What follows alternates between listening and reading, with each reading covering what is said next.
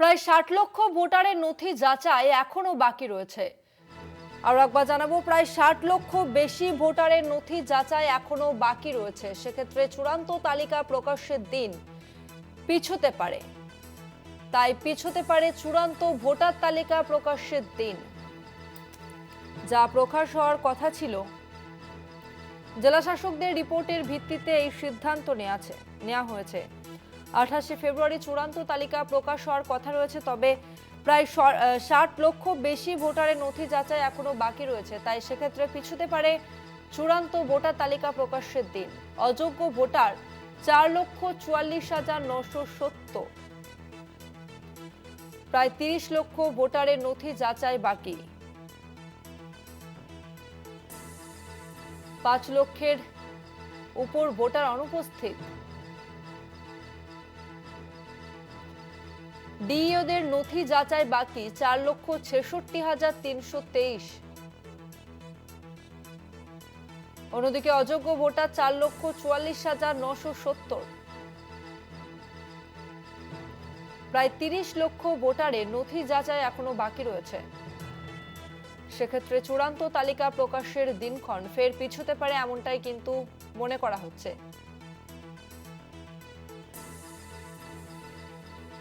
28শে ফেব্রুয়ারি ছিল চূড়ান্ত তালিকা প্রকাশের দিন, তবে প্রায় এখনো 30 লক্ষ বেশি ভোটারের নথি যাচাই বাকি রয়েছে। সেক্ষেত্রে চূড়ান্ত তালিকা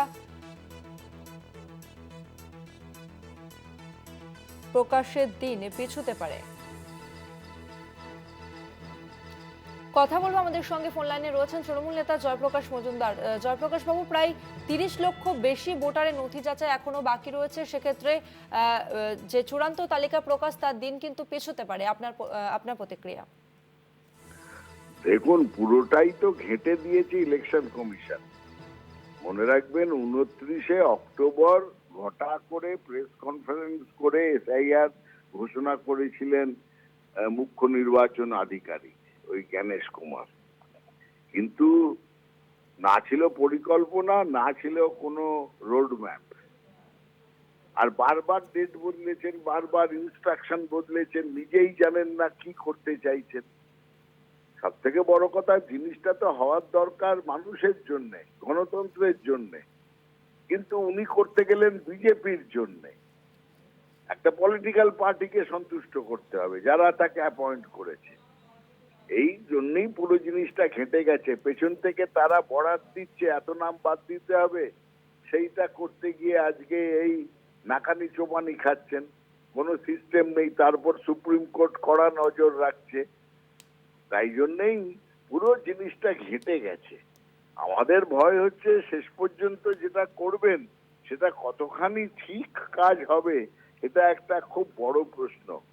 মানুষকে মানুষের ক্ষতি করে, গণতন্ত্রকে ধ্বংস করে ইলেকশন কমিশনকে তাহলে কিসের দরকার? ইলেকশন কমিশনই তো এই ঘটনাটা করাচ্ছে। সুতরাং আমরা মনে করি ইলেকশন কমিশন একটা অপদার্থ সংস্থায় পরিণত হয়েছে অমিত শাহর আন্ডারে, এবং বিজেপি এটাকে নিয়ে খেলা শুরু করে দিয়েছে। গণতন্ত্র নিয়ে ফুটবল খেলছে বিজেপি।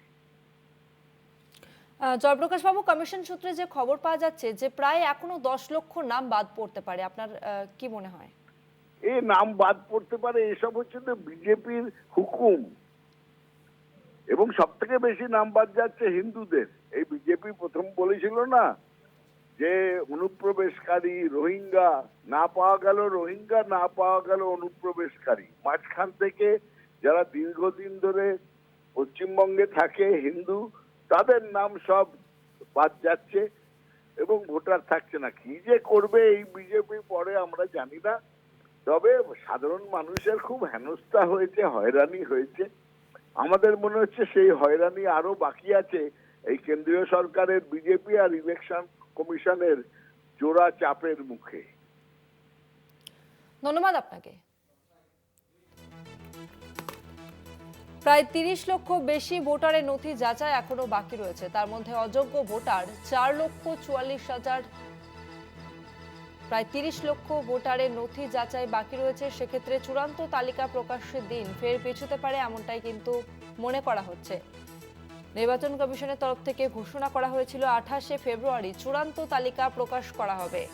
তবে এখনো পর্যন্ত প্রায় 30 লক্ষ বেশি ভোটারের নথি যাচাই বাকি রয়েছে, তাই পিছুতে পারে চূড়ান্ত তালিকা প্রকাশের দিন। প্রায় 30 লক্ষ ভোটারের নথি যাচাই এখনো বাকি রয়েছে।